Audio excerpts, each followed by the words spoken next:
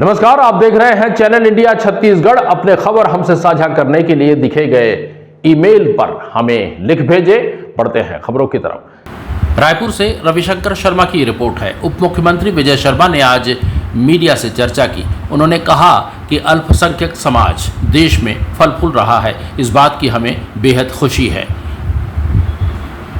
चर्चा के दौरान डिप्टी सीएम शर्मा ने पूर्व मुख्यमंत्री भूपेश बघेल को बयान के पूर्व पूरी जानकारी लेने की नसीहत दी।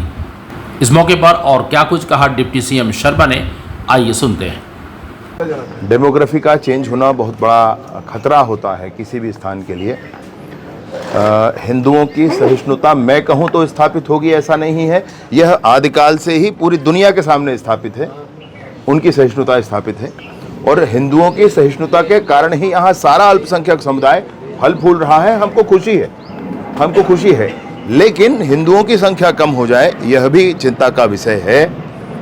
हिंदुओं की संख्या कम होने से देश में अराजकता आएगी, मैं यह भी कहना चाहता हूँ। हिंदुओं की संख्या जिस रेशियो में 7.8% बता रहा है, आप इस जनसंख्या का सोचें कितना करोड़ों में यह संख्या आएगी।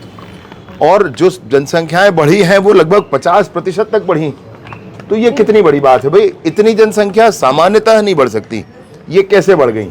कांग्रेस ये प्रश्न सुनिए मेरी बात को एक मिनट। ये प्रश्न विशेष ऐसा है कि इतने दिनों में 50% के लगभग जनसंख्या नहीं बढ़ सकती, सामान्यतः नहीं बढ़ सकती। अगर बढ़ी है तो कैसे बढ़ी है, कितना घुसपैठ हो गया है, इसको स्पष्ट करना होगा। किन किन क्षेत्रों में ऐसा हो रहा है उसकी स्पष्टता पर जानी होगी और उसके बाद वहां पर सारा जनमानस तैयार होना चाहिए। इसके लिए सबको समझना पड़ेगा इस बात को, और नहीं तो भारत ऐसे ही विभाजन के दंश झेल चुका है और ये बहुत बड़ा खतरा है भारत के लिए। झारखंड, उड़ीसा, उत्तर प्रदेश ऐसे सभी लगे हुए छत्तीसगढ़ के समीप के राज्यों में भाजपा के कार्यकर्ता सभी जा रहे हैं और भाजपा के कार्यकर्ता अपने भाव से भी जा रहे हैं। मतलब हमको इस चुनाव में जनता के बीच में सारे विषय ले जा करके और कमल के निशान के लिए वोट मांगना है, प्रार्थना करना है जनता से, प्रार्थना करना है मतदाता से कि सारा विषय समझ करके आप मतदान करें।